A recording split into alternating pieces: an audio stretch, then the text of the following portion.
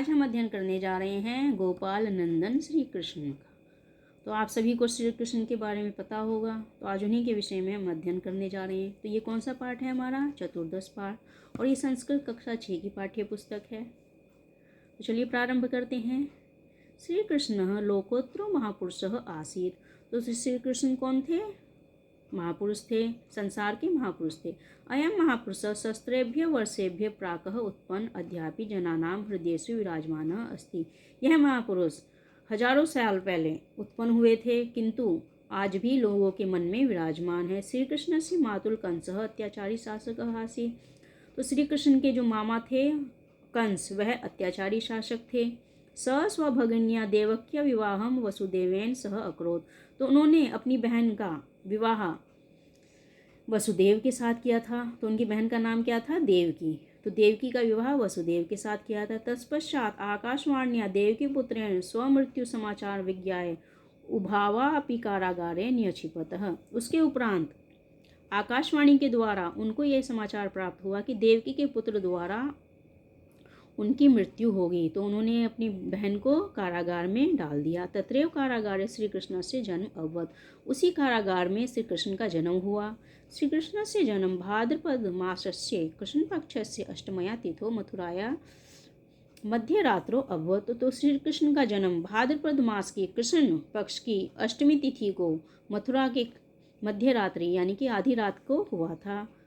यदायम उत्पन्न जातः तदा आकाशे घटा टोपा मेघा मूसलाधार वर्षा अकुर्वन्। तो जब ये उत्पन्न हुए यानी कि जब इनका जन्म हुआ, तब आकाश में घटा के द्वारा और मेघों के द्वारा यानी कि बादलों के द्वारा मूसलाधार वर्षा हुई। तदा रात्रि अंधकार पूर्ण आसीत्। तब रात्रि जो है बहुत ही अंधकार से पूर्ण थी, यानी कि बहुत ही ज़्यादा अंधेरा था।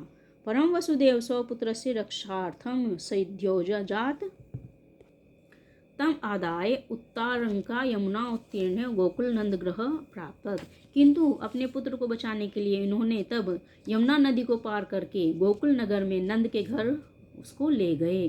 तत्र यशोदा श्री कृष्ण से पोषणम अकृत। जहाँ पर यशोदा ने श्री कृष्ण का पालन पोषण किया। बाल्यादेवे श्री कृष्ण जनानां प्रिय अभवत्। बचपन में श्री कृष्ण लोगों के प्रिय हो गए। सस्वसौंदर्येण बाल लीला च वर्षेश सर्वेशाम जनानां मनासी अहरत। उन्होंने अपने सौंदर्य और बालीला के द्वारा सभी लोगों के मन को मोह लिया।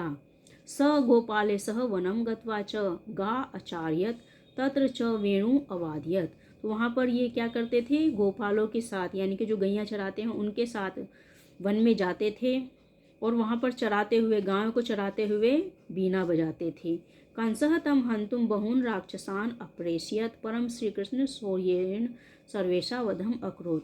कंस ने श्री कृष्ण को मारने के लिए बहुत सारे राक्षसों को भेजा, किंतु श्री कृष्ण ने अपने शौर्य के द्वारा सभी का वध कर दिया। स न केवलम राक्षसेभ्य अपितु अन्याभ्या विपदाभ्य गोकुलवासिनों जनानाम अरक्षत। उन्होंने न केवल राक्षसों से बल्कि अनेक विपदाओं से गोकुलवासियों की रक्षा की। एकदा वर्षा काले गोकुल यमुनाया जलम वेगेन अवर्धत तथा श्री कृष्ण सर्वान गोकुलवासिनः अरक्षत। एक बार वर्षा के समय गोकुल में जो है बहुत ही वेग से जल आ गया। तब श्री कृष्ण ने सभी गोकुलवासियों की रक्षा की।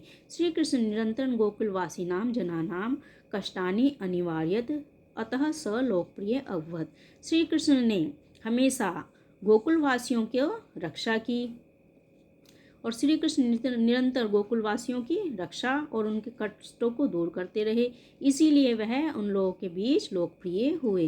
तो इस प्रकार से ये किसके विषय में था? श्री कृष्ण के विषय में था। तो आशा करती हूँ पाठ आपको अच्छे से समझ में आ गया होगा।